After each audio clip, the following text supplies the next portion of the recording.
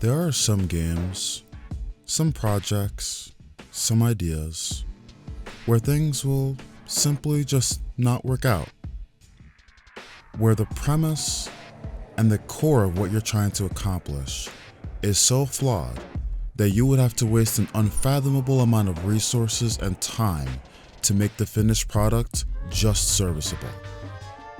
Not something special, not something noteworthy, not even something good. I mean just serviceable.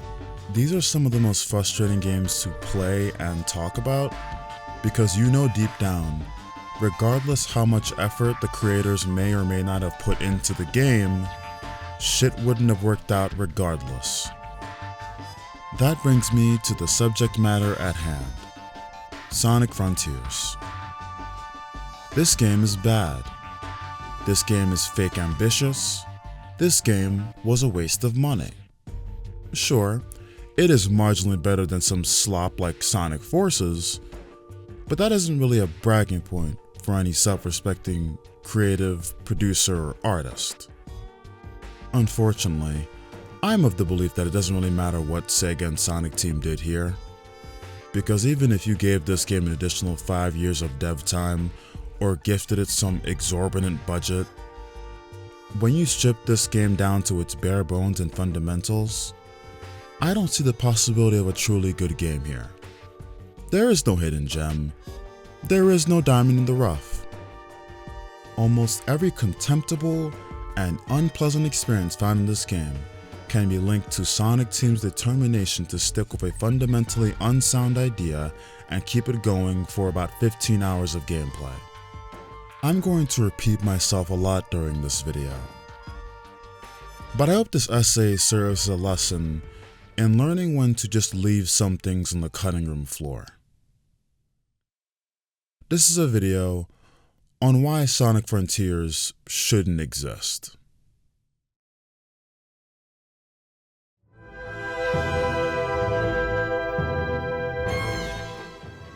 When I was informed that Sonic Frontiers would be an open world game, there was almost a hint of excitement on my part. Sonic Team was finally trying to experiment again? But at almost the same time, alarm bells immediately started ringing in my goddamn brain. It should be obvious to anyone who's either played a Sonic game or any open world game, these two ideas are like oil and water. They don't mix. The 4 words, open world Sonic game, are a bigger red flag than being notified Microsoft has brought your favorite development studio. I don't know if you know this, but this Sonic guy is really fast. That's kind of his thing. Open world games are all about having a big ass map and taking your time to explore and enjoy them. There's a bit of a design conflict here. In most open world games, getting across the entire map by conventional means could take you hours. 99% of characters are constrained by this thing we call legs. Sonic, however, does not really have the same constraint. This game proves that, because Sonic is actually very capable of scaling an entire map in probably 5 minutes. And with that thought experiment, we already reached the biggest issue with Sonic Frontiers. And it's also what I spent the entirety of the intro of this video alluding to. Sonic games, at their very core, shouldn't be open world. So much of what makes a Sonic game good lies within the careful balance between linearity and freedom. In the past, Sonic game developers have always made up for this linear and predetermined nature of Sonic games by opening up the game via clever, layered level design and expressive gameplay mechanics. With Sonic Frontiers' introduction of the open zone, the balance is completely upended.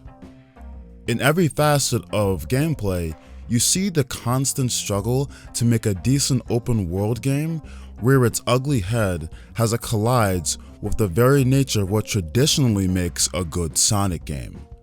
They are fundamentally incompatible. To start, The open zone itself is a poorly executed, ugly, hollow, and buggy mess. The aesthetics and designs of each map are uncompelling and a complete mismatch for a Sonic game. It's all shit I've seen a billion times in a trillion different titles. Oh wow, Grasslands, Desert, Volcano Map, Grasslands 2, Grasslands 3, Big Whoop. None of these environments look like they even belong in a Sonic game. Listen, I'm not the biggest fan of open world games. I can fully admit that. So maybe this is all a bit of a bias on my end. But in the games I do like that happen to have open world elements, those worlds in those games actually feel real and lived in. With Sonic Frontiers, however, it's like a fucking 15-year-old created a Unity asset flip and just shoved a bunch of Sonic-related objects and models into the fucking workspace with the false belief that this is all it would take for it to feel like a Sonic game. Seriously, one of the worst things about this title has to be the fact that every map has objects such as rails, springs, platforms, and ramps just fucking randomly floating in the air. I recognize and appreciate Sonic's roots as a platforming game, but this platforming shit is just a straight up contradictory aesthetic choice to the game's open world environment. I don't care how much you try to make this work, it doesn't make sense, it will never make sense. This is actually one of the early examples of this development team simply refusing to let go of tradition and subsequently looking incompetent in the process. They want this to be a Sonic game, so they include the typical Sonic paraphernalia, disregarding how much it clashes with the open world game they're making. Of course, it is not just the aesthetic clashes or dull designs that make the open zone blow donkey dick. No, another issue with the open zone is the actual gameplay loop it forces onto the players. I'm going to get into the specifics of puzzles, cyber stages, and combat later on, but for now, all you need to know is that all of the islands in this game are basically the same shit with little room for variety. Fight brain-dead guardians to obtain portal gears. Use portal gears to access shitty cyber stages. Get vault keys by suffering through said stages. Use vault keys to unlock Chaos Emerald vaults. You also need to find memory tokens, which are just randomly scattered all over the given map. These will help you save your friends, and you'll get Chaos Emeralds by doing whatever goofy ass task they tell you to do. Rinse and repeat. This is basically the formula for 4 of 5 islands with almost no variation whatsoever. The islands might as well be palette swaps of each other. The only thing separating them from one another is the enemies you encounter and which of your friends needs to be rescued. Mind you, the islands only get worse the further you progress. By the third map, Chaos Island, you can feel the budget of this game completely caving in on itself, as the map is absolutely littered with 2D sections and constantly impairing you from moving freely in this so-called open world game. The fourth map, Ray Island, is by far the worst of the bunch. Instead of making you go through the same Jejune and nondescript gameplay loop of the other 4 islands, Ray Island switches things up by making you scale and climb 6 different towers. This is some of the most stomach-churning, loathsome, and frankly unfun gameplay you will encounter throughout your entire playthrough. The attempt at open-world platforming combined with Sonic's awful controls and the fact that one mistake would practically have you restart the entire tower again and again, it doesn't lead to a very satisfying experience. Another thing I find interesting about the open zone is the fishing spots. I think it's really funny how fishing spots basically exist solely as a mechanism to circumvent a lot of the dog shit open world elements of this game. Don't get me wrong, I do enjoy the fishing minigame. It's a simple, relaxing break from the usual gameplay, And I do think it's cute how you can retrieve stupid shit like goal signs, checkpoints, and random ass items besides actual fish. But make no mistake, the fishing spot exists so you can have an alternative and reliable means of purchasing key items such as portal gears, memory tokens, vault keys, etc.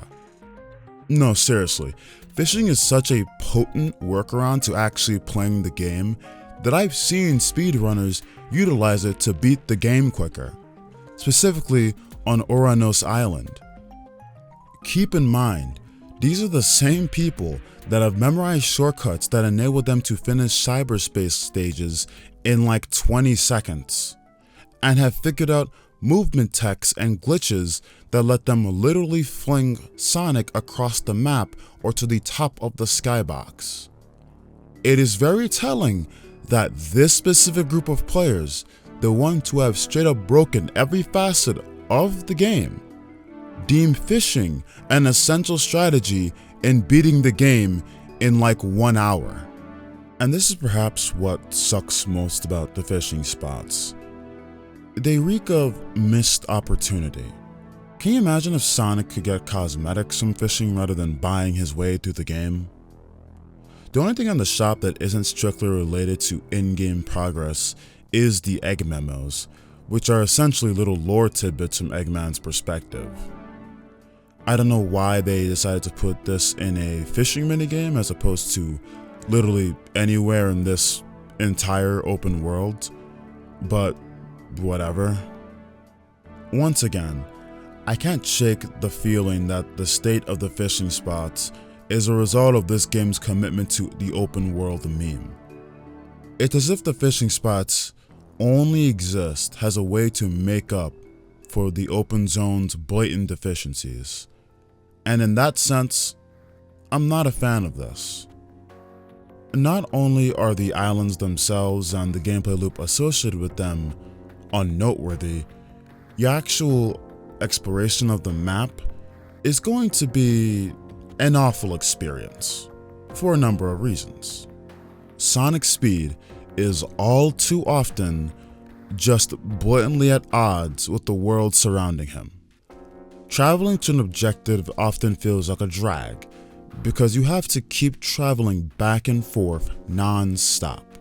Outside of some awards obtained from fishing, you don't get access to teleports until you complete all the puzzles in a given island. I guess the idea is that you're Sonic, so having to run from one end of the map to another isn't a big deal in and of itself. But I disagree. Having to constantly do this often felt tedious, and it was honestly a bit irksome that I had to put up with this nonsense all the time for no better reason than, well, you're the fastest thing alive, so no big deal. On some level, the developers clearly agree with me and recognize how stupid this running back and forth is. That can be the only explanation as to why you're allowed to unlock teleportation in this game to begin with. But unlike most games with such a system, you don't get access to the teleportation as a reward for ongoing progression through any given map. Instead, you're only granted teleportation to portals once you have done all the island challenges. And teleportation to the Cocos is only accessible through the fishing minigames. In essence, Frontiers is completely ass backwards and won't give you access to most teleportation until you've basically done an island already and are about to move on to the next one, which almost makes the teleportation feature feel fucking useless. Not to mention, when you're actually running around the open zone as Sonic, the game has a dozen different ways to make the process as unsmooth and annoying as possible. Sonic is constantly being launched into the air by the slightest of inclines on every goddamn map. Sonic straight up refuses to interact with important objects in game, proceeding to get you killed. Sometimes when you are in a fight with an enemy, the game just breaks, freaks out, and sends you out of bounds. Sometimes you simply interact with the environment and the game freaks out and sends you out of bounds. 2D sections of the open zone just like to break for no reason. I've seen a motherfucker spawn under the map before. Automated running segments have a tendency to randomly fuck you at the most inopportune times. And there's also whatever the fuck this is. No! Okay, whatever. We're gonna do a...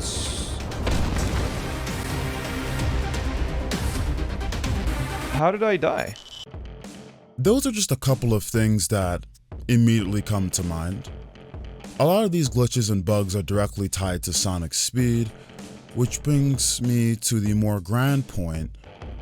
It's honestly absurd how often you are punished for utilizing Sonic's speed in the open zone. Sometimes I outright try to avoid getting max rings, because doing so would give me a power boost, which is an ability that makes Sonic go a bit faster. This sounds cool on paper, but I would often run into many unintended consequences when platforming or fighting bosses. Sonic just becomes legitimately hard to control a lot of the time, further frustrating the open zone experience. Again, we witness a fundamental incompatibility between the need for Sonic to go fast and the player's ability to pleasantly interact with the open world. To make it worse, there's a cutscene that plays whenever you get the power boost, and it's pretty damn obnoxious. It stops you dead in your tracks, it's unskippable, and it wastes your time. It wasn't until a later update that they decided to give you an option to get rid of this shit, which I did not figure out until way too late in my most recent playthrough. Life sucks. Above all else, however, the single worst part of the open zone is 100% the amount of pop-in you'll encounter. Just to make sure we're on the same page, pop-in is defined as a performance issue in three-dimensional graphics causing objects or textures to pop suddenly into view as they are loaded rather than smoothly moving into view. I don't want to exaggerate here, but Frontiers has the worst pop-in I have ever seen in a AAA game in my life. If you can name games where it's worse than this, please tell me, because I sure as hell cannot. It is unbelievable that Sonic Frontiers was even allowed to be shipped in this state. I refuse to believe that no one realized how fucking embarrassing it would be to release a game like this. You probably had dozens, hundreds of people testing this. Did you just ignore every single complaint? I know a lot of delusional Sonic fans have just taken to downplaying this problem as if what's going on here is something normal or acceptable in a $60 game. But I'm sorry, objects appearing 10 feet in front of me is inexcusable. An indie developer would be laughed out of the scene and forced to work at Burger King the rest of his life if he tried to pull this shit. Meanwhile, a franchise that has produced billions of dollars thinks it's chill to do this. Motherfucker, I've seen the pop-in happen during cutscenes. What's worse is, this isn't a hardware issue. I've watched gameplay from PC, PS5, Nintendo Switch, Xbox Series X. It shows up on every platform. There's just no excuse for this. There are multiple mods and videos featuring fans actually remedying the problem themselves. It's even more mind-blowing because after multiple updates, they just never addressed it. And even supposing that this issue isn't something that can be easily fixed or remedied, just due to the very nature of Sonic's speed in tandem with how many objects need to be loaded, guess what? That just further proves my point that Sonic is incompatible with an open world environment. Sucks to say, sorry, life goes that way sometimes. It's no use! When we discuss why exploring the open zone sucks, I think a very important factor you have to consider is not just purely your interactions with the world itself, but the user interface that enables much of these interactions. As described earlier, I often got annoyed with exploring the open zone due to how tedious it felt, and this game's unintuitive and terrible user interface didn't help me much a lot of the time. Why is it that any time I want to view the map, Frontiers decides to pause my game entirely to take me to the map screen? Why is there not simply a shortcut that lets you see a transparent and less obstructive version of the map while you're exploring the world? By the very nature of this being an open world game, you're going to have to depend on your map. The fact that there is no less obstructive option for map viewing is really annoying and strange. It's frustrating enough whenever a regular open world game forgoes such a simple feature, but in a Sonic game where speed and momentum matters so much, I can't emphasize how annoying it is to just completely stop every time you want to check a map. Since we're on the discussion of unintuitive UI elements wasting time and slowing the game down, what is it with this game's aversion to just letting players purchase items in bulk? This problem is by far most infamous with the Elder Coco. Until recent updates, every time you wanted to level up ring capacity or speed stat, you would have to click in the menu and press increase speed or raise ring capacity. This doesn't sound so bad at first until you realize you need to repeatedly keep pressing those buttons and waiting for the game to go through a silly animated sequence each time. It's a process that makes leveling up your stats legitimately take several minutes if you stocked up on enough Lost Cocos. It's such a waste of fucking time when all you need to do is give the player a prompt asking how many levels they wish to go up. And what's most astounding, when they did update the game to address this obvious complaint, they still didn't really fix the issue? Now when you approach the Elder Coco, the game offers you max speed and max ring capacity as options. But that doesn't really give me what I wanted to begin with. What is the difficulty in displaying a number on screen and letting the player choose how many levels they wish to go up? It's so fucking strange to waste people's time like this. This problem also exists with the fishing minigame, where for whatever reason, you have to click each time you want to purchase an item.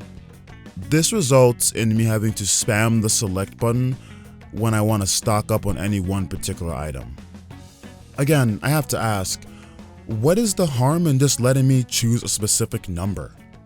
I'm not presenting some revolutionary idea here or asking a lot of the programmers and UI designers.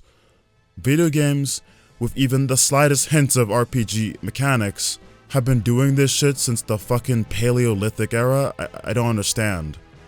It is honestly so sincerely incredible how consistently this game's refusal to submit to basic common sense UI design always manages to both slow down the pace of the game and waste players' time.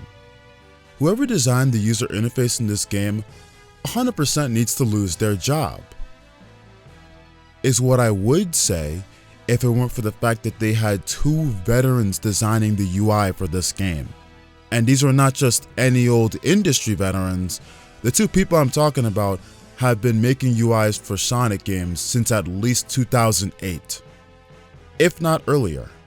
I understand there were also two newbies alongside them working on the UI, but that's not really an excuse. That doesn't really change how bad the UI is, and you don't get the excuse of being inexperienced. In fact, that inexperienced is all the more reason to say how I feel, because maybe this nudges the young creatives and gives them a little bit more direction. It's no use! When you are constantly being interrupted by the awful UI elements or the game deciding to randomly bug out on you, the open zone presents you with the option of completing a bunch of uninspired challenges. You see, it's one thing for the puzzles in the game to be very easy. That's fine, especially in a Sonic game. I understand the demographic here. But it's a whole other thing for the puzzles to not even require the bare minimum of cognitive or mechanical engagement from the player. Sonic Frontiers features so many brain-dead and/or tedious puzzles that I cannot come to any conclusion for their inclusion other than blatant time padding. I can begrudgingly excuse the challenges on Kronos Island because that entire area is effectively Tutorial Island, but this shit doesn't really get much better as you progress to Ares, Chaos, or Uranos. There is a puzzle on Chaos Island where Sonic essentially hops on a treadmill and all you have to do is press the boost button to solve it. There are 5 puzzles revolving around parrying, and they're all piss easy because parrying doesn't rely on good reflexes or timing in this game. What about the fucking puzzle where all you need to do is just hit a dummy for a certain amount of damage? Like, do I really need 10 seconds to hit 100 damage on a standing still, non-attacking target? Oh, and when I call these puzzles tedious, I'm referring to shit like this. Why is there a type of puzzle that is only available at nighttime? I wouldn't normally care about this, but it strikes me as a bit strange that this is the only type of puzzle that is exclusive to the night. If they had more nighttime exclusive puzzles besides side looping 5 beams of light and side looping a fucking tree, I might be able to get over this, but they don't. It's so goddamn stupid that I have to wait for the night to come before I can do this one specific puzzle on each island. Do you know how many times I've marked a puzzle on the map, headed towards it, and immediately got annoyed upon realizing it was a nighttime exclusive side loop puzzle? This is one of the most uncreative puzzle ideas I've ever seen. Were there just no ideas left? Is this just filler, dude? Then there's just puzzles, such as the one Tails makes you do on Chaos Island, where the challenge is not found in any sort of brilliant design or attempt to challenge the player in and of itself.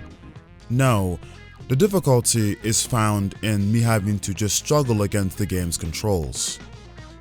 Seriously, I spent an unholy amount of time on this specific puzzle because I had to be so weary and cautious of Sonic randomly targeting an object and causing me to homing attack it when I'm trying to punch an entirely different object. I'm simply trying to press square so I can hit the box as quickly as possible and operate within the time limit, but Sonic keeps deciding that he has to hurl himself at a different box that's 10 miles away because it was slightly in the corner of my screen.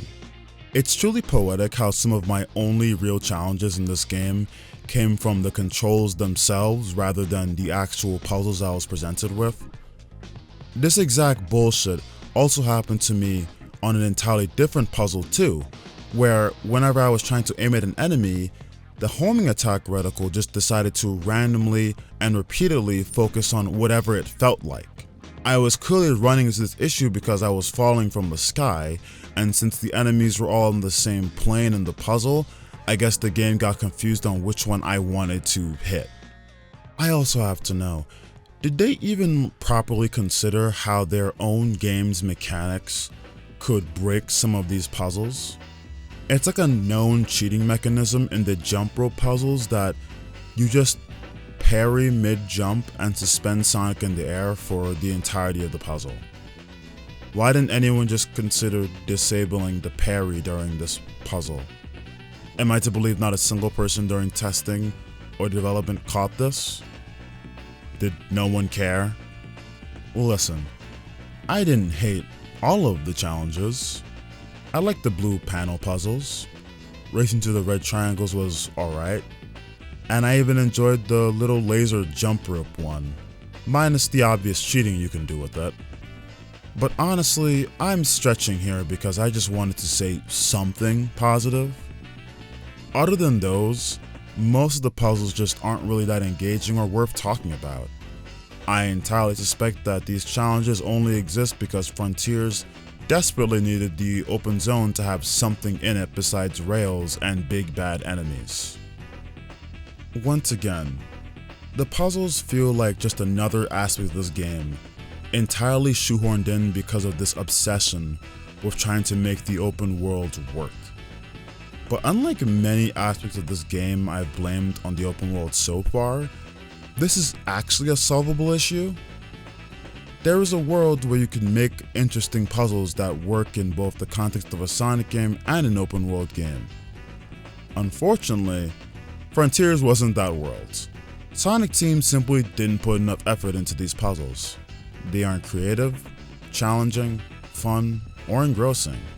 The island challenges feel like a low priority project that was forced onto a bunch of 23-year-old junior game devs at Sonic Team.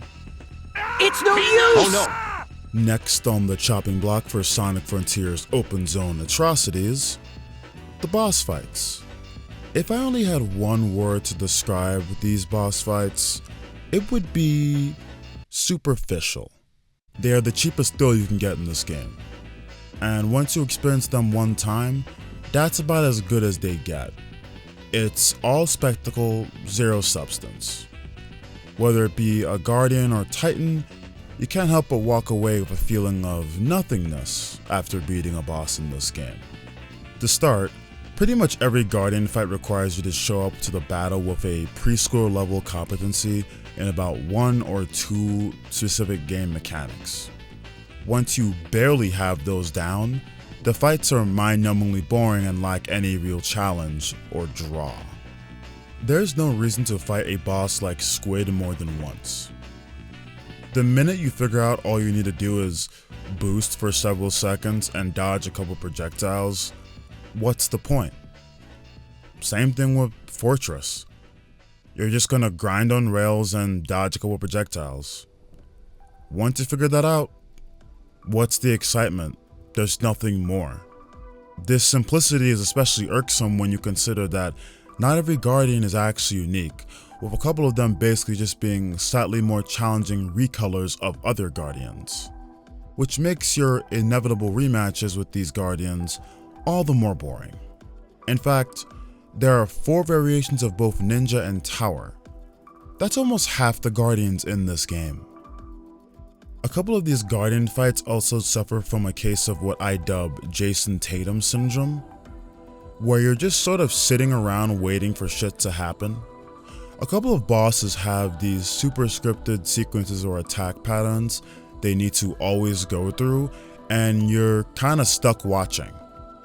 Honestly, it's reached a point where I had so little patience for this, I just needed to get Portal Gears quickly so I would fight ninjas or pillars, because those fights would be finished in like 30 seconds and I could avoid going through a bunch of cutscenes and scripted sequences.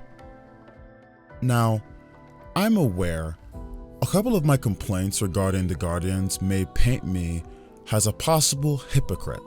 One might argue that some of my complaints could easily be applied to every Sonic game ever, but I disagree because of this little thing called context.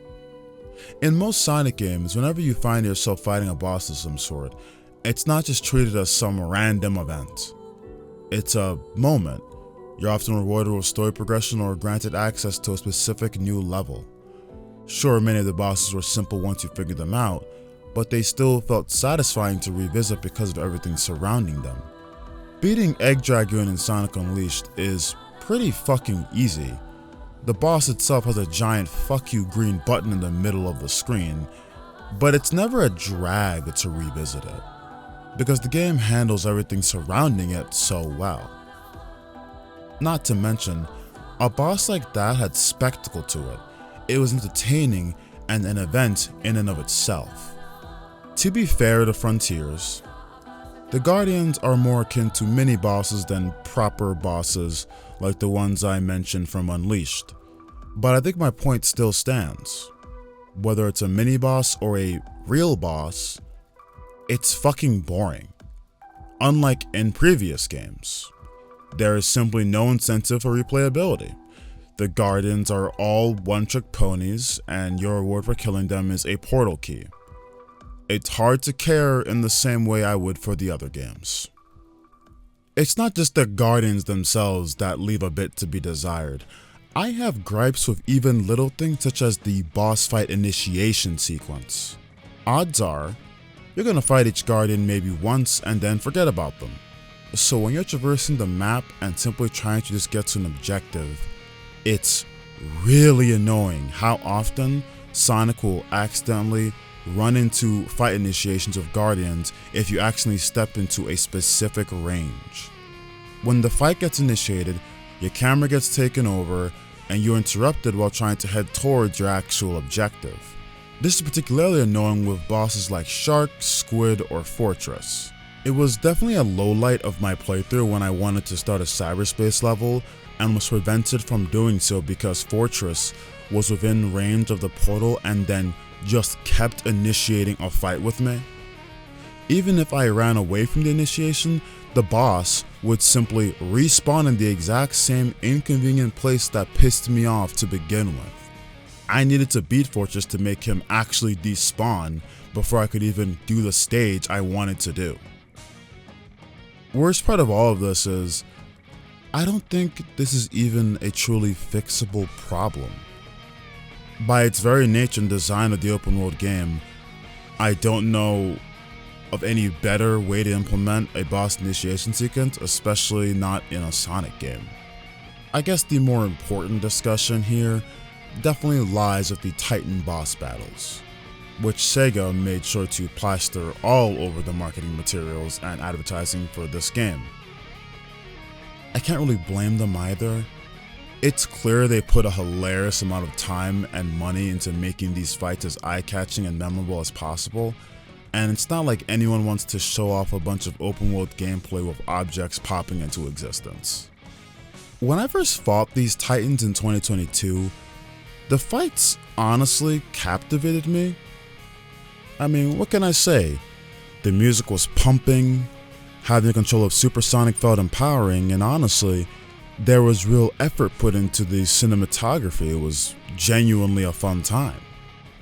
And then I replayed the game for the sake of this video and quickly realized I don't care about these Titans at all.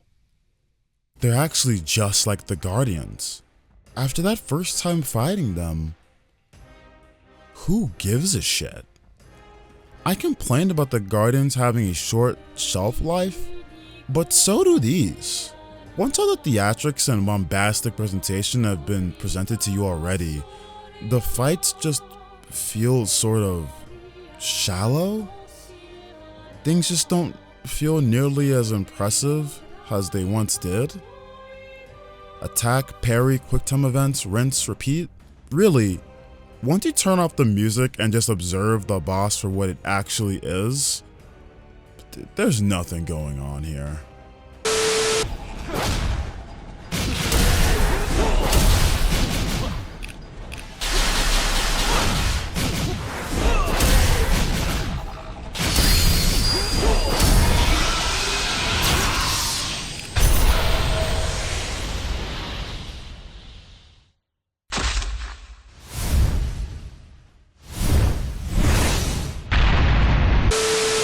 Also, this doesn't fall squarely into either Titans or Guardians, but I think it's a real necessity I bring this up. What in the ever-living fuck is this game's final boss? This might be the most pathetic and insane idea I've seen for a final boss in a Sonic game. Who was the wise guy who settled on this shit? After 3 bombastic, over-the-top supersonic Titan fights, some jerk-off at Sonic Team somehow thought the epic final conclusion to this game should be a fucking bullet hells minigame. It's so anticlimactic and silly, it's almost as if it's a parody or a joke. Like inside the dev team it was a constant running joke like, dude, what if we end the game with like a Space Invaders segment? But then they actually went through with it? How was this game even allowed to be released with that sort of ending? I'm so genuinely confused. Every decision by this development team defies all expectations, and not in a good way. If I was on the Sega executive board and saw this garbage, the local Shinagawa City police would have had to open up an investigation, because I promise you, I would have had heads rolling in the streets. It's no use! Oh no! Since we're already on the subject of boss fights, I think it's appropriate to address the combat in this game. Long story short, there isn't much to the fighting in Frontiers. The combat system doesn't encourage you to be very intelligent with your approach, and button mashing is usually the best bet once you've got a boss or enemy to finally expose their weakness. Yes, you are saying that correctly. That is a man fighting enemies in this game with one hand. Literally not using one of his hands, and he's fighting enemies and successfully killing them. There's a skill tree in this game that lets you unlock some new moves, but it doesn't really feel that important. Most combat abilities are glorified cutscenes that do damage to the enemy rather than anything truly interactive. The only move I do want to call particular attention to is parry, because for some reason, Sonic is capable of holding his parry for 15 seconds. I've never seen a game do this before, but there's a first for everything, I guess. I understand this game has to be easy for the 6-year-olds, but let's be real right now.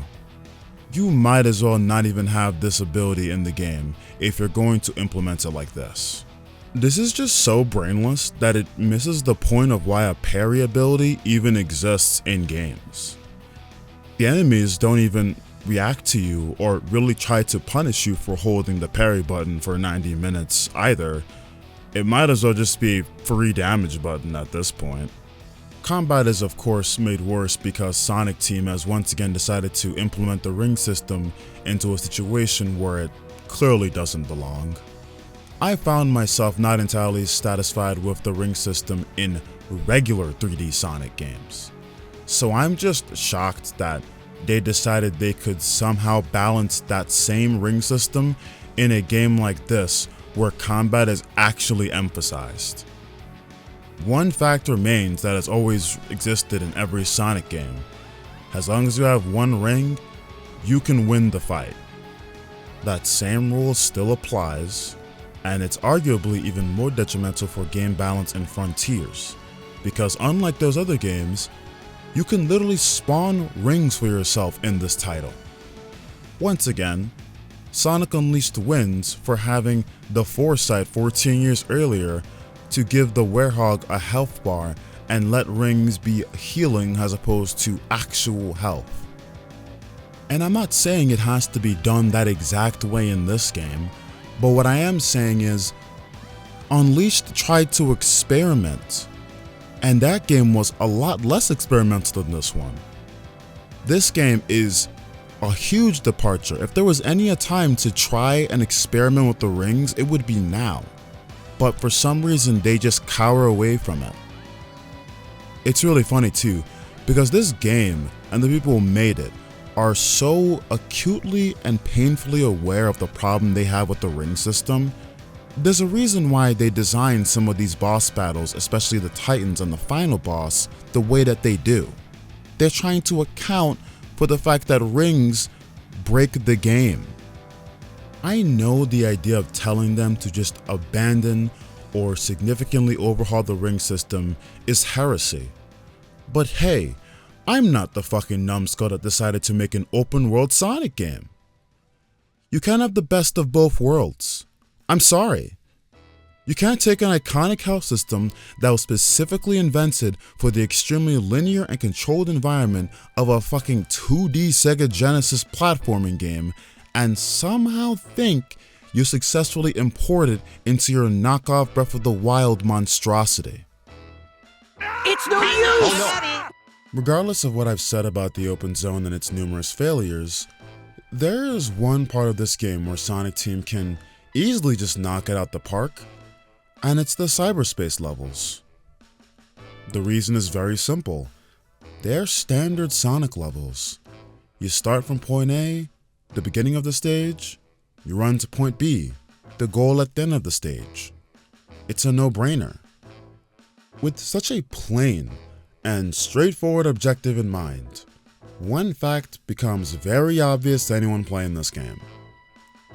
The cyberspace levels had minimal effort and care put into them, and the developers barely tried. Listen, I understand that game development is not always a smooth process. Circumstances and constraints come up beyond the team's control. That happens, it's normal. This team in particular had a lot of developmental hurdles and challenges, especially with the whole COVID-19 thing and Sonic Team really wanting to focus on the open zone aspect of the game. However, that doesn't really matter to me. That is not my fucking problem. A hellish development cycle does not wipe your hands clean if you deliver some hot garbage. While yes, it is only natural to acknowledge art within the context it exists and was created, after a certain point, that only carries so much weight. And unfortunately, COVID-19 or not, the cyberspace levels are less than hot garbage. They're lower than cow manure. They're less valuable than the gum at the bottom of my sneakers, worth less than an old man's used diaper. They are so bad, in fact, I say we are teetering on almost a new low point in level design and creativity on the part of the Sonic team. These stages are ass. I'm talking Sonic 4 levels of ass. I'm talking Meg the Stallion ass. They're boring, unmemorable, and designed like shit.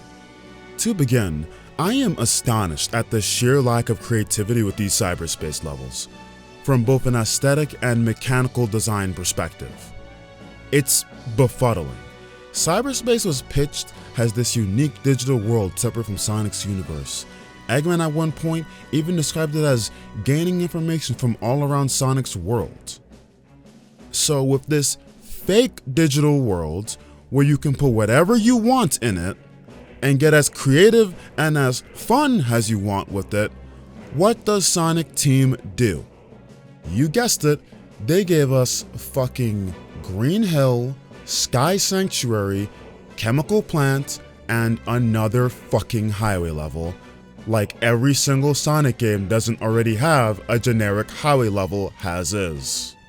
And of course, the in-game explanation as to why Sonic Team is rehashing zones that were originally created before I was even a fetus is that these levels are part of Sonic's memories. What are we fucking doing here, man? After all the ranting I did in my last video, bitching about them just blatantly recycling level aesthetics and designs in Sonic Forces, they just did it again in this game, but somehow even worse. Oh, and it's not enough that they visually ripped off the aesthetics for 3/4 of the cyberspace levels. No. They committed so hard to the Sonic's memories bullshit that they even took actual level designs and layouts from previous games. 1-5 is straight up the 3D sections of Chemical Plant Act 2 in Sonic Generations. 2-2 rips off Dragon Road Act 3 from Sonic Unleashed. 3-4 might as well just be Windmill Isle Act 3. In fact, I don't need to list these, just look at the screen yourself.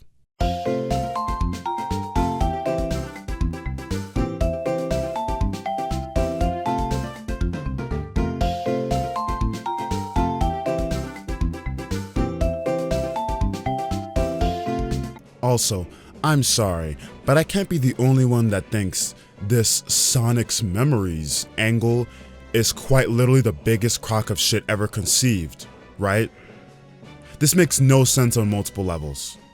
Are Sonic's memories limited to these 4 specific zones?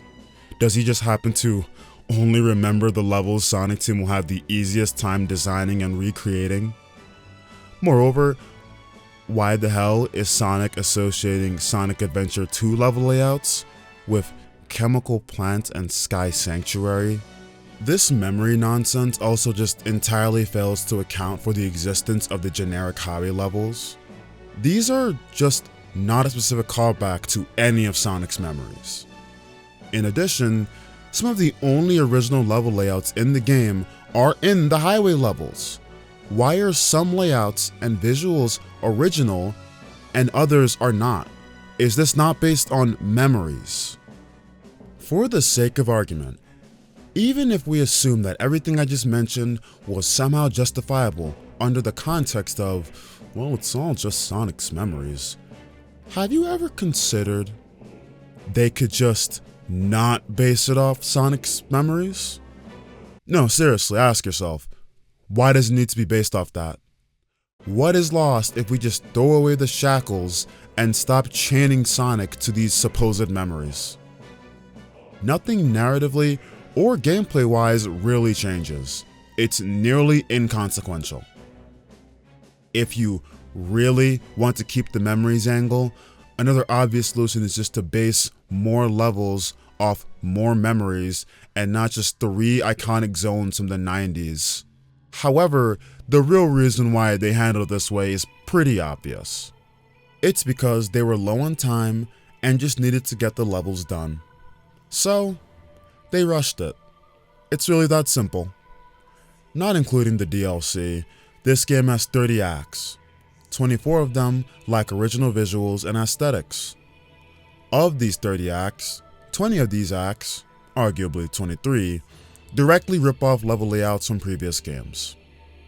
At least when Sonic Forces was very obviously inspired by previous games, they had the decency to change things up just a little bit.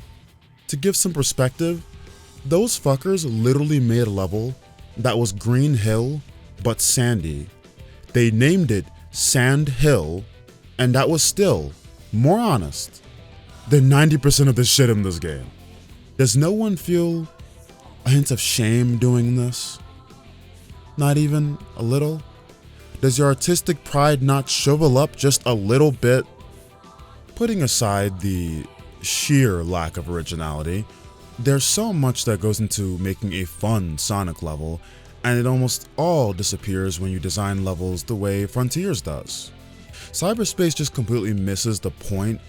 There's a severe lack of understanding on what makes for competent level design in a boost-era Sonic game, or frankly, any Sonic game. For example, the length of the levels is actually one of the biggest culprits for this failure.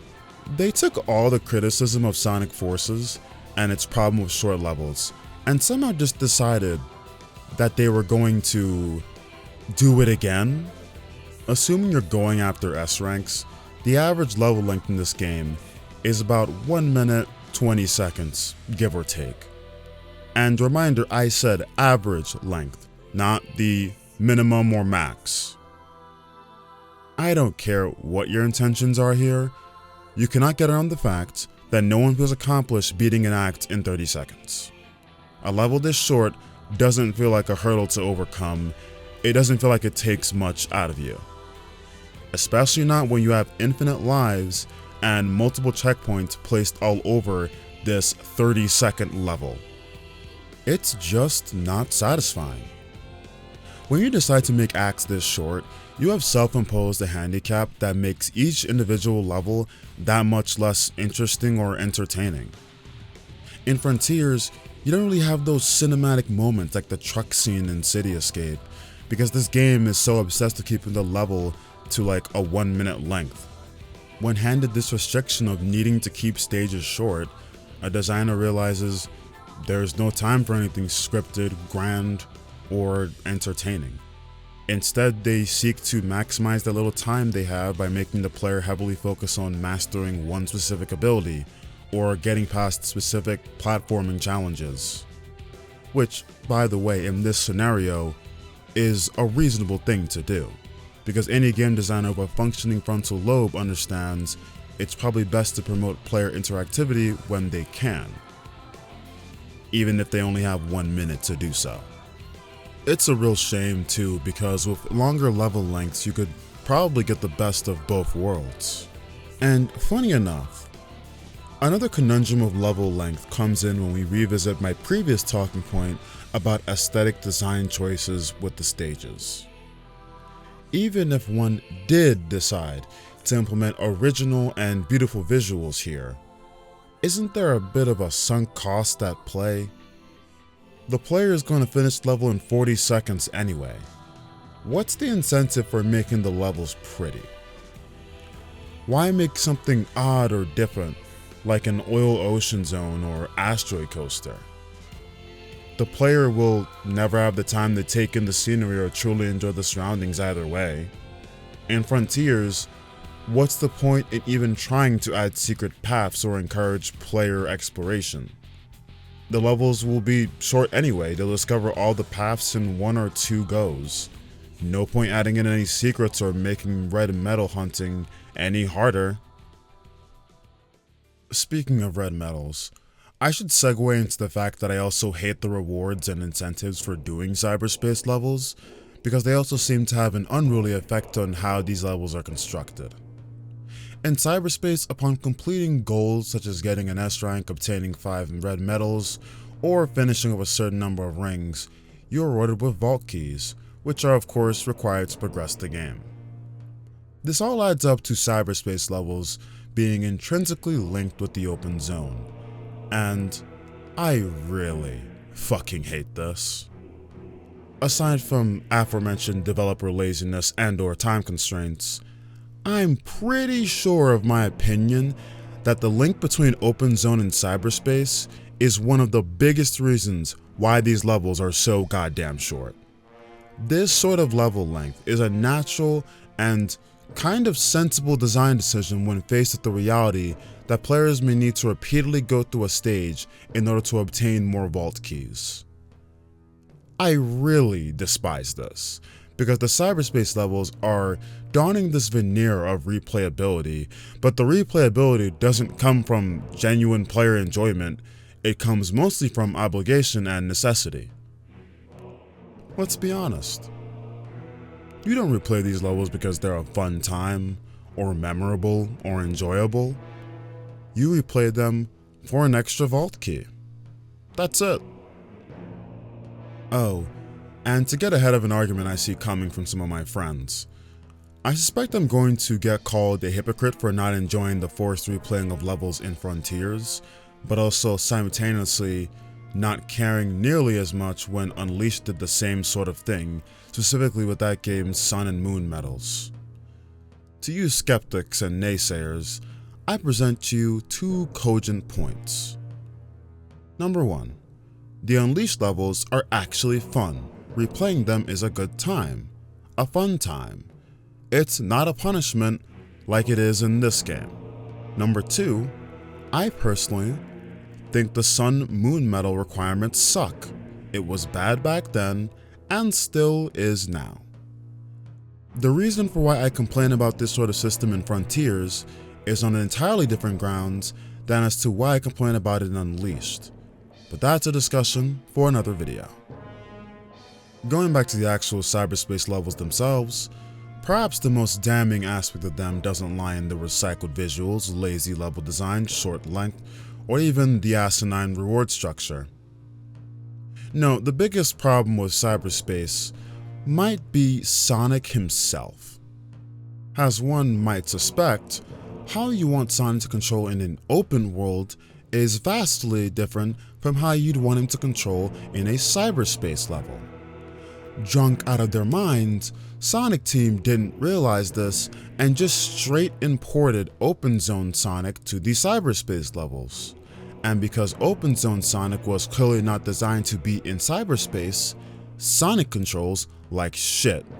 All of his actions feel either too impactful or too unimpactful, and everything he does is a momentum killer. First off, Sonic feels so heavy and really goddamn slow in cyberspace. It's as if I'm playing the Sonic 2 ROM hack where Sonic gains weight for each ring he consumes. Playing this game, then comparing it to Colors, Generations, Unleashed, or pretty much any other Boost era Sonic game is like a night and day. It feels like he's going in slow motion in this game. Not to mention, the motherfucker loses all momentum anytime he fucking jumps. The momentum problem is actually everywhere. It's especially noticeable in the 2D sections of the cyberspace levels. You go through a loop, corkscrew, or any angled path, and I promise you, something will go wrong at least once during your play session. When confronted with the question of why Sonic feels so terrible to play in these levels, the answer is exactly as I told you from the start. This Sonic was meant for the open zone, not the cyberspace levels. It's the reason why the boost meter lasts forever, because they wanted you to be able to traverse the open zone quickly while not running out of resource so often. It's the reason the homing attack puts so much emphasis on stopping, because it looks and functions better in the context of an open zone enemy or platforming segment. It's all the fault of the fucking open zone. Everything I complained about links back to one thing. We are dealing with some of the most unfun Sonic levels since Sonic 4, and all because of some goofy ass attempt at making the open zone work. Even worse, the homing attack has never been a bigger enemy to you as a player than in this game. Every time you perform a homing attack, there is an egregiously long animation that takes place, where Sonic briefly freezes when hitting an enemy, and then your momentum just fucking slows down entirely after the attack is finished. This animation is so annoying, you're incentivized to ignore enemies in cyberspace levels. Not only does this animation itself waste a lot of time when you're trying to get an S rank, your actual speed is reduced because Sonic, for some reason, just falls straight down after he finishes the attack. This is pretty counterintuitive in a video game franchise about going as fast as possible. It is actually the norm in this game to avoid killing enemies in these levels, because it slows you down so much. It may not sound like a big deal hearing me say it, but when you're playing it, you will fully understand what I'm complaining about. In addition, and I say this with no exaggeration, this is the worst iteration of Sonic's boost I have ever seen. Funny enough, the boost in this game has the exact opposite problem of the homing attack. The homing attack feels too impactful, but the boost feels too unimpactful. Whenever I click the boost button in this game, it's underwhelming. Compare it, again, to literally any other boost era Sonic game. In those other games, when you clicked boost, you could fucking feel it. The motion blur effects, the depleting boost bar, the visual effects around Sonic. In this game, it feels so limp, unenergetic, and bleh. Even on the more practical and gameplay side of this debate, things don't fare much better. The boost meter refills by itself and refills so quickly that it just removes any sense of scarcity or resource management from the equation. Boosting in this game doesn't feel special or earned. This, of course, isn't to imply that boost meter management was difficult in other Sonic games, but it feels a bit more rewarding knowing you had to hit an enemy or collect rings to maintain or fill your boost meter. Oh, speaking of hitting enemies, big news, you can't hit enemies with your boost in this game. Once again, I have to question, who is this change targeted towards? The fact some people praised this change upon initial release has Sonic Team finally fixing the boost system is fucking insane. Newsflash, buddy, it didn't fix shit, and it actually might have made things worse. It was bad enough for the boost to not feel impactful, but now it can't even kill or hurt enemies. Trust me, homing attacks being your only consistently reliable means of killing enemies in a boost era game isn't the best idea, but it stings so much more in a game like this where the homing attack also is absolutely awful.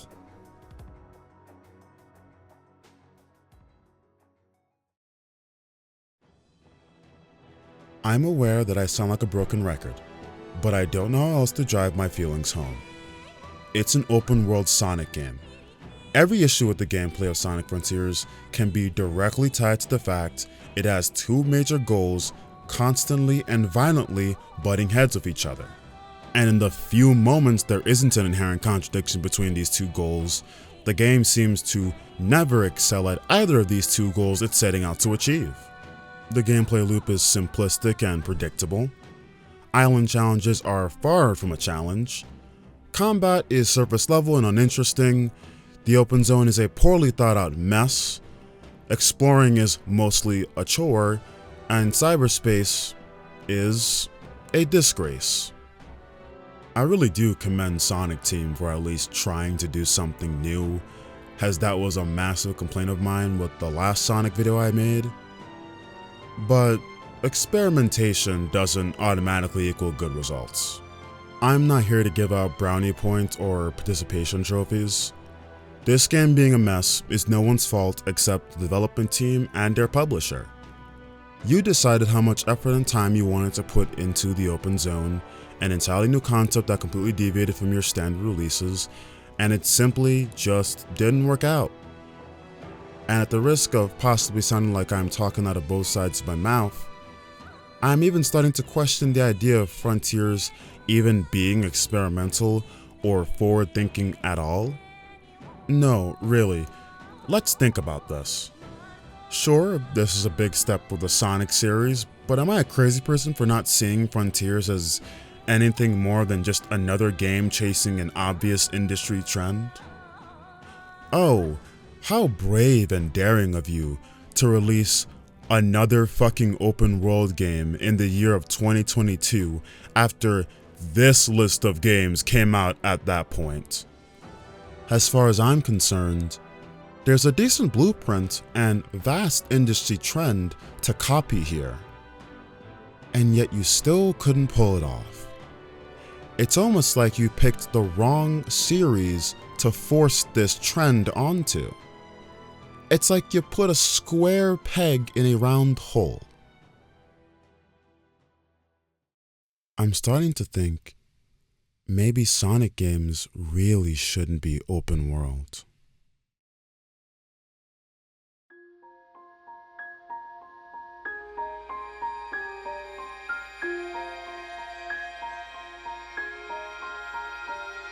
Follow me, I'm standing on the border of everything.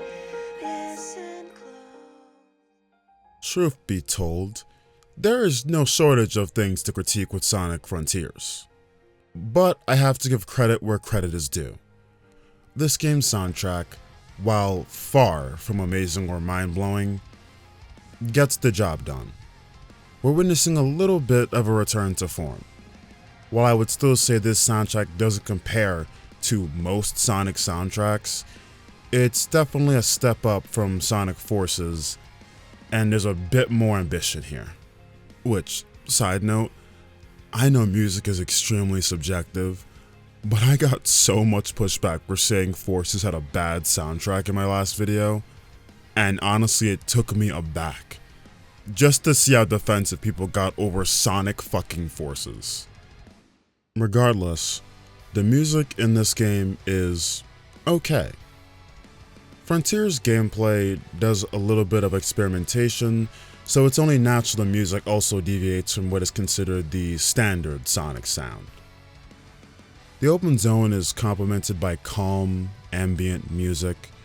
Cyberspace stages are drowning in a lot of awful, disgusting EDM, and multiple times we witness the game dive into some interesting vocal tracks. Specifically concerning the vocal tracks, there's a lot of metal, Undefeatable being one of my favorites.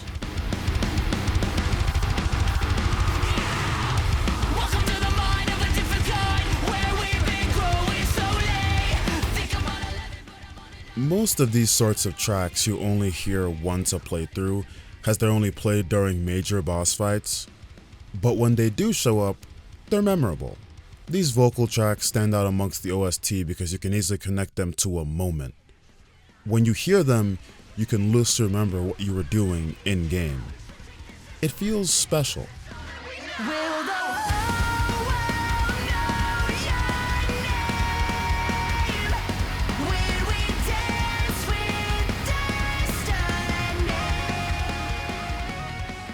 I have to be honest though, despite my compliments to these vocal tracks, I really don't see what others see in this music. Don't get me wrong, I like what I'm hearing, but I have seen some outrageous praise levied at these tracks. I have witnessed people put this music on the same pedestal as songs that straight up define certain gaming franchises. I'm talking Last Surprise from Persona or Bury the Light from Devil May Cry. I have straight up seen people declare certain songs from this game as this generation's Live and Learn. Listen, guy, these are okay tracks, but Sonic Adventure 2's Live and Learn? Are you out of your fucking mind? You think these songs are on that level? Are you a maniac? At the same time though, I like that I've seen these outrageous claims, because they serve to illuminate the problem I have with the rest of this OST. You see how I felt compelled to state, listen, the music is good, but it's not classic music? That's because people actually have strong emotions and feelings with regard to these vocal tracks. They are actually memorable. That right there is the reason I am not a big fan of this game's soundtrack. The feeling I just described cannot be replicated with most of the OST.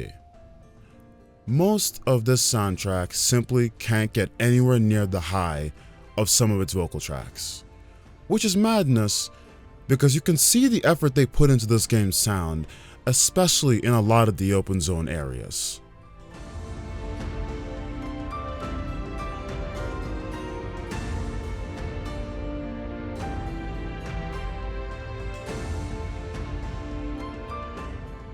"150 tracks, 6 hours and 35 minutes of music, 7 different composers, 8 different vocalists, an absolutely prolific orchestra within the video game space, and the largest Sonic game soundtrack to date.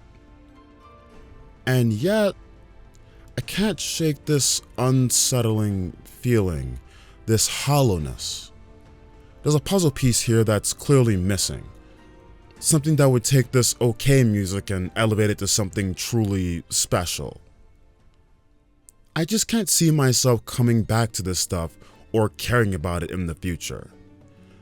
It's a damn shame I feel this way too, because it's so clear that there are talented people behind the music in this game, especially the Nashville Music Scoring Orchestra. They gave their heart to this shit.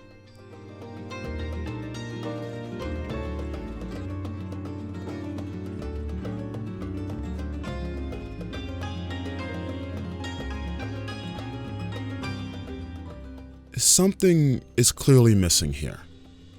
It's as if there's no direction, as if they just made the music without really knowing what they made the music for. I don't mean to use the S word, but there's just no goddamn soul. I'm not sure I'm fully conveying my feelings here, so let me take you into a discussion on the cyberspace music. To start, I want to conduct an experiment with you. I'm going to play 3 different songs from the cyberspace levels, and I'm going to present you with a couple options on the screen. All I want from you is to guess which level each of these songs came from.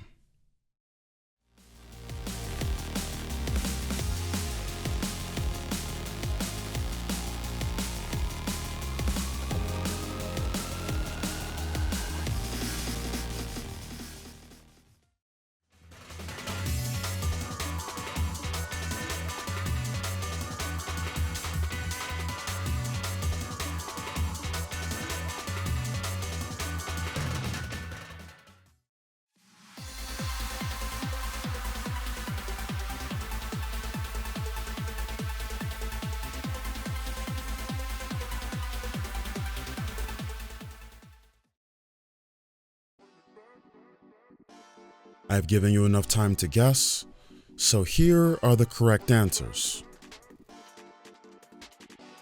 The reason why I did this experiment was to prove a point. What makes any of these tracks unique? Truthfully, you could take any of these songs, place them in any other cyberspace level, and most people wouldn't even notice you did it or be able to tell the difference.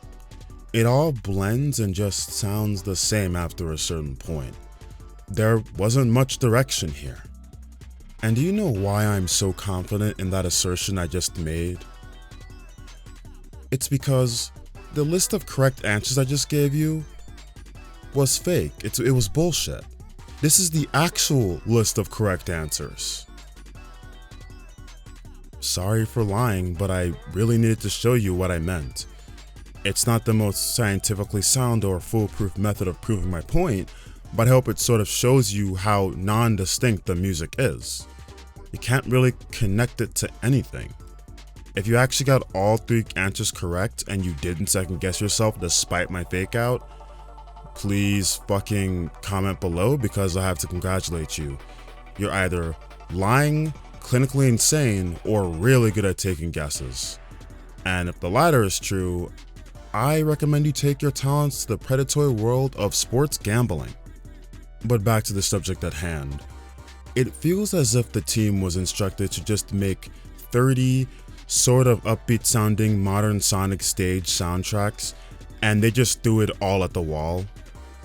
I don't get the impression any of these tracks were made with any particular cyberspace level or even theme in mind. Most of the music here ranges from middling to outright bad. It's just so much boring and generic and uninteresting EDM. I mean, I don't hate EDM, I love EDM actually. I don't want it to seem like I'm just disparaging an entire genre here, but the version of it here is just bad. I mean, I do appreciate some of the occasional vocalists that appear on these tracks, such as Yuri or Sean Bowe.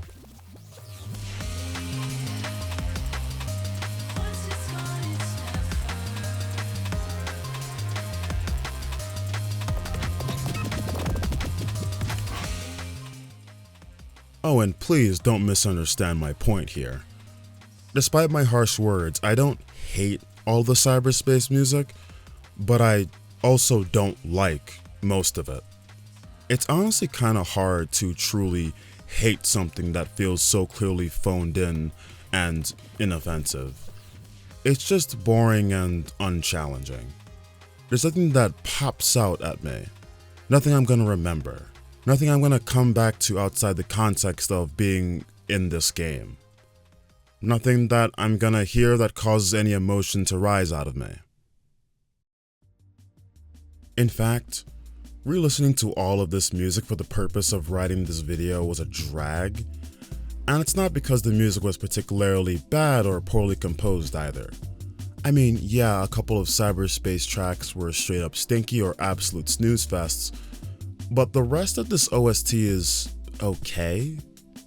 I guess a big reason I can't appreciate this soundtrack is because I simply do not have positive associations with it. I didn't have a good experience with most of this game. It was a lot of indifference or frustration. Trying to separate this music from the context in which I experienced it, which is playing the video game, is impossible. And I fully accept that. It's all so disappointing, because I feel like a heap of talent just went to waste with this game. Even with my obvious critiques of this game's music, I think a lot of the people who worked on it deserved a lot better. I mean, just look at what they were forced to work with. I think these people deserved their music being placed in a much more ambitious project, one with a much more solid direction, a video game that actually respected their talent. Can you imagine if they had more imaginative or interesting open zones to place their music over? What about if there was more consistency or fleshed out cyberstage levels and composers simply had more to work with? Direction matters, because man, this soundtrack could have been so much better if this game actually knew what it wanted to be.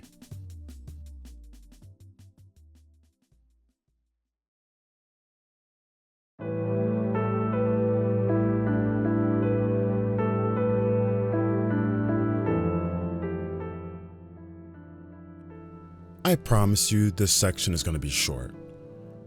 But like, what the fuck is this game's story even about? Why are people pretending like this game was written even half competently? Sonic fans may blindly adore this Ian Flynn motherfucker for his IDW comics, But I don't care about that, because in this game, in this story, Ian Flynn is a bastard. But let's not get too ahead of ourselves, or be too heavy-handed and negative. Despite me swinging out the gate calling Ian Flynn a bastard, sorry Ian, let's start with the positives of this story. There's not that many, but there's a couple. Sonic Frontiers handles most of the characters really well. It's one of the few things in this game that consistently impressed me.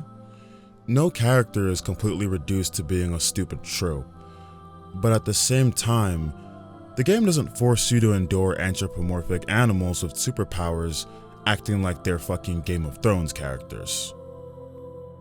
For example, Tails' writing sees a big recovery in this game. After watching Forces completely character assassinate the guy for no good reason and no payoff whatsoever, it was really refreshing to see how Frontiers handled him.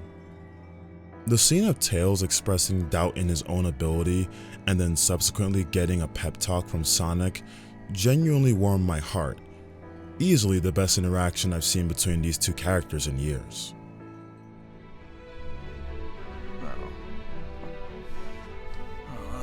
Dude, relax. You've got brains like Eggman, speed like me, and can fly with your butt. It's okay if you still need help sometimes. That's just part of growing up. Huh. When did you get to be so insightful? I have my moments.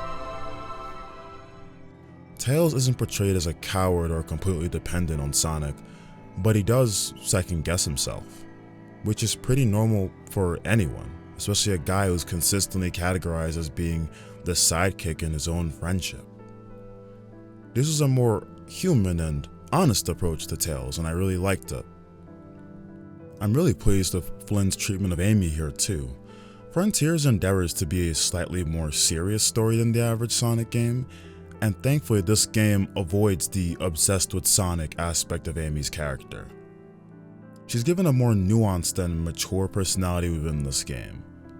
In fact, I'm surprised that throughout this entire game, she doesn't outright flirt with Sonic even once.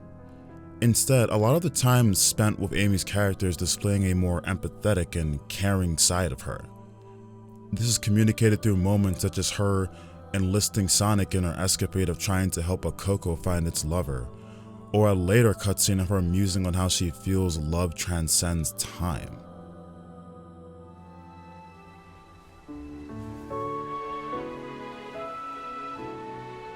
I'm not sure what happened, but I know what I saw. A love that transcended time. I believe in that power.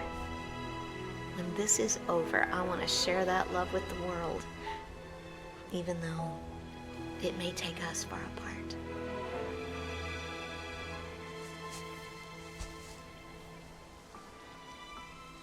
I know you'll do great. I want to hear all about it when you come back. This cutscene in particular is fantastic.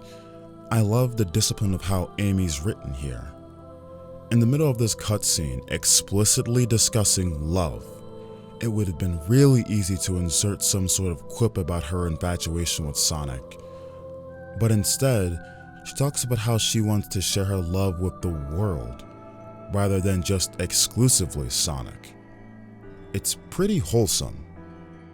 Of all the characters in this franchise, Knuckles has definitely had the most varied portrayals throughout the years, but I can say one thing, he isn't portrayed as a moron nor an idiot in Frontiers. Instead, he's treated as a bit of a hothead, but a well-intentioned and stand-up dude.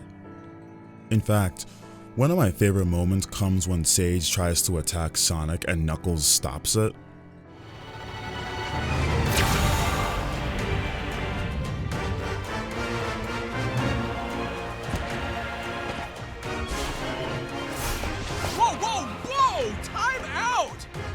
Time out!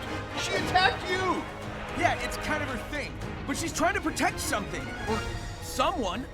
I'm willing to help, but first I need to know what's going on. No, you don't know what you're talking about. You're too trusting, Sonic. No, I'm not. Trust me. What's really striking about this scene is the complete role reversal we're witnessing here. Usually it's Knuckles that's too trusting of a suspicious figure, but instead it's Knuckles actively trying to warn Sonic this time around. I thought this was a very interesting and decent way to show how far he's come from the good old days of Eggman repeatedly fooling him.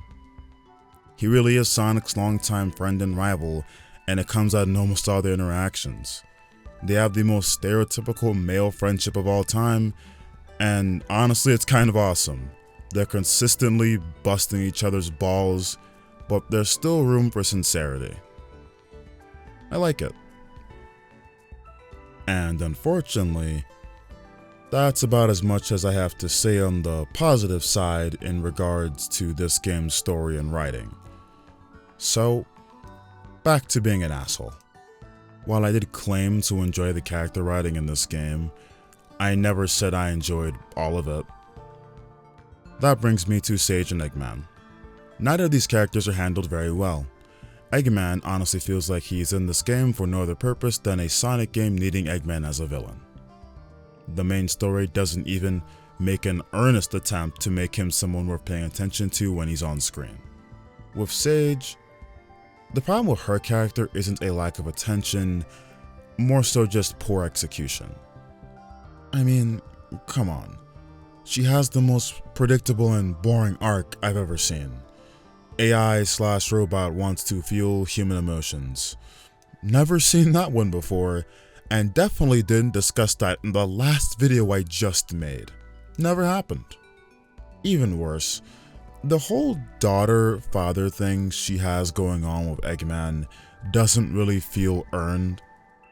This is majorly due in part to this game truly just not giving a flying fuck about Eggman's character. Because unless you go out of your way to buy and listen to Egg memos, you're not getting anything that shows his side of this whole relationship. Which is sad because those Egg memos actually show how much he cares about Sage. In fact, I'd easily argue Sage is the only robot/AI he's ever worked with and actually likes. I really wish they didn't so flippantly relegate this relationship to a fucking fishing minigame, because Sage's whole character arc, especially her relationship with Eggman, feels one-sided and silly without the additional context. It's one thing for a human to feel a sense of allegiance to their parents regardless of whether their parents have quote-unquote earned it, but I feel like we need to do a bit more legwork when it's an AI showing these exact same sentiments. And Sage's entire arc just looks forced thanks to how this game handled her and Eggman's relationship. And I didn't know where else to put this in the video because I wasn't going to make it its own separate section.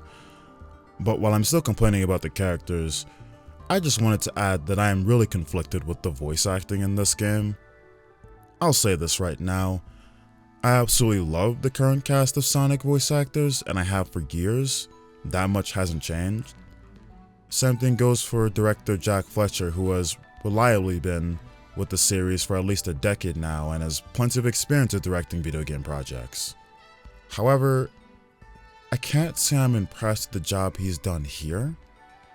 I understand this game takes on a more serious tone than pretty much all Sonic games of the past 15 years or so, but I can't help but cringe at the voice direction here. This may be a case of me being unable to accept change, but everyone just sounds so unnatural and melodramatic in this game. Even more so than in Sonic 06 or Sonic Forces, which is an impressive bar to cross. Some voices are more bearable like Tails or Eggman, but I really can't get used to how Amy or Knuckles sound. It's not that the actors are bad at their job or anything, however, they are being instructed to do their job in a less than endearing way. A big pet peeve of mine with this story is definitely the constant flashbacks and references to previous games in the franchise. Sonic games have been doing this since at least Sonic Colors, but this game just goes into overdrive with the callbacks. It's incessant. There is a big difference between a one-off line loosely referencing events from a previous game and outright flashing pictures of previous games while talking about them.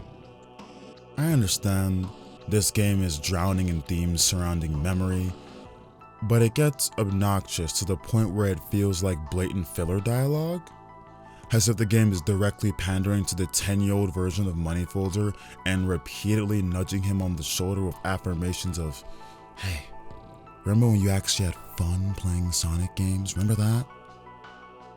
It's all part of a much larger trend with this series blatantly leaning on Sonic's previous successful works and pretending like nostalgia is a replacement for substance. Like, why does Shadow Generations even exist?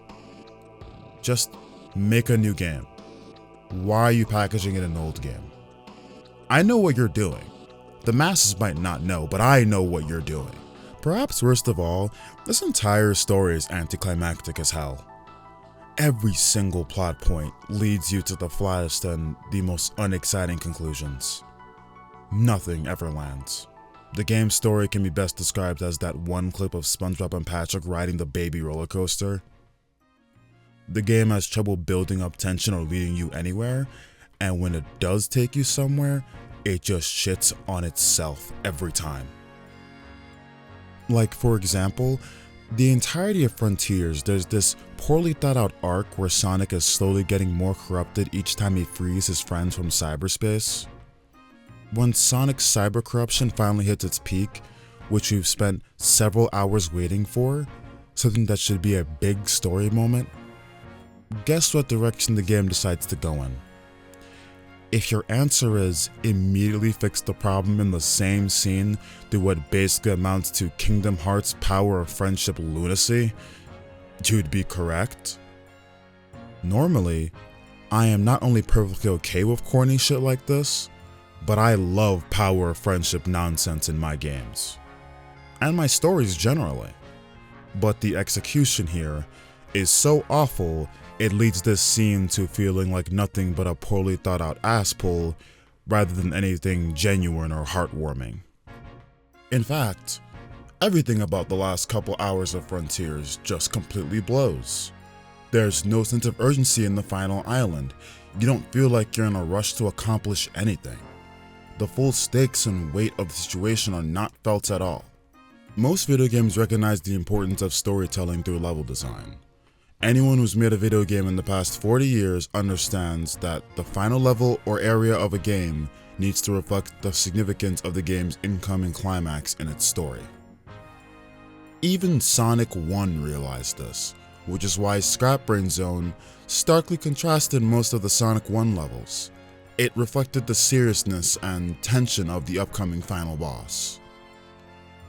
This game though, Orinos Island doesn't feel like that at all. It's just another fucking island in the grand scheme of things. And this isn't made much better once you realize how similar it is to Kronos Island. I don't think I need to explain how detrimental this is to storytelling. Unless there's a coherent reason, please do not have a final level that looks this similar to the beginning of the game. Even the fight with Supreme is an embarrassment. It might as well just be fighting a recolored Gigantico. Somehow in some way, they made the final Titan in this game the least memorable. Also, I need not remind you of the actual final boss, aka the end, because wow, I'm still so pissed at that entire sequence of events.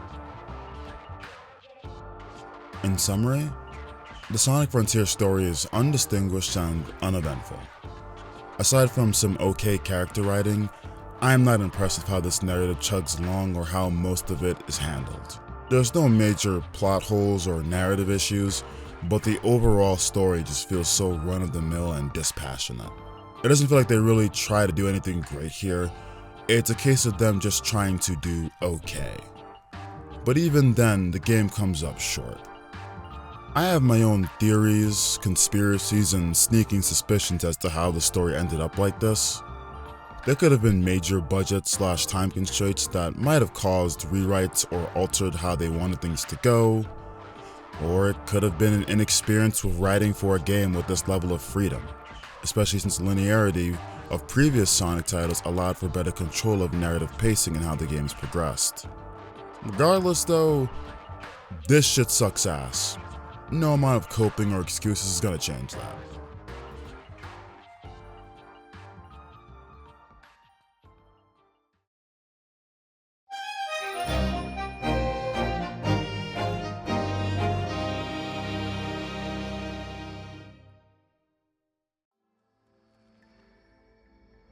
When I was first getting back into this game and replaying it, there were two critical inquiries on my mind.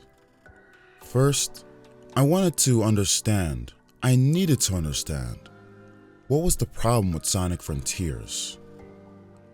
I wanted to figure out what was rubbing me the wrong way, if there was a common theme or thread I could point to. Second, I wanted to understand what other people saw in Sonic Frontiers. I originally saw Frontiers as an average game at best, but I sought to peel back the layers and get a more intimate understanding as to what was making so many other people gush over this game. On the first question, I got my answer pretty quickly. It didn't take too much analysis to realize the open world elements of Sonic Frontiers were weighing the entire game down, in both obvious and subtle ways. Even aspects of the game almost completely divorced from the open world were indirectly in pain because of it. This entire essay has hammered down the idea that making a good Sonic game and making a good open world game are two entirely different goals. And most importantly, this development team is simply not equipped with enough time, money, or manpower to accomplish both these goals at once. This isn't to say it's impossible, but like I said already, it would require so much that it might as well be impossible. The only company allowed to publish Sonic games is Sega, and the only team tasked to work on mainline games is Sonic Team. Within this set of conditions I've laid out, the open world Sonic game as a concept is a fool's errand. But as my total hours played increased and my contempt for this game began to boil over, the second question is what really got to me. I was having a profoundly difficult time understanding the perspective of those who like this game. Aside from some okay music and decent character writing, this game doesn't accomplish anything it sets out to do. The open zone is a clearly fundamentally flawed concept, a malignant cancer that has no qualms infecting and subsequently ruining every aspect of gameplay that's even tangentially related to it. From both an aesthetic and functional perspective, it's designed like pure crap. It feels like you're running around in a demo, and nothing about it feels alive. This game doesn't require even a modicum of brain activity to solve any of its puzzles. Cyberspace is a lazy, rushed mess, to the point where I almost have to give the developers credit for finding some hilariously innovative ways to cut corners and recycle content. Combat has no depth. All the moves you unlock are basically glorified cutscene buttons. The mini-bosses waste your time and require minimal engagement from the player. The main bosses are all spectacle and absolutely zero substance. It's very obviously the buggiest Sonic game in a decade. Sans Rise of Lyric, of course. The user interface and menus are often counterintuitive. Controlling Sonic doesn't feel good in any context. And worst of all, the game is just, very often, a giant nothing burger. It's a bore. But then suddenly, it hit me. The answer to my second question. The second question being, what do people see in this game? It hit me like a runaway freight train. All the valid complaints I just listed, they don't matter. They never mattered. Sonic games don't have to be good for people to like them. It's really that simple. The only requirement is that Sonic be cool. When I really think about it, Every time I saw someone impressed with this game, especially at the original launch, it was almost always connected to Sonic doing something cool. Whether it be the flashiness of the Titan fights, the loud blaring metal soundtracks, Sonic doing a bombastic combat move, or even the adorable little dance Sonic does when he gets a Chaos Emerald. More often than not, Sonic games can literally stand on their own strictly off the back of Sonic being awesome. Style over substance, I guess, which I can't get too mad at because, I mean, that's what got me into this series when I was an 8-year-old. It makes me wonder, is there really an incentive to ever push out a complete and fleshed out Sonic game when all you need is for Sonic to be cool? My final rating for Sonic Frontiers is a 3 out of 10. I need not further repeat myself or justify that rating.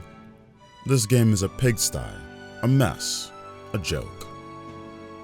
But perhaps what I hate most about Sonic Frontiers, what I find to be the most offensive thing about this game, it made me question if I even liked Sonic games.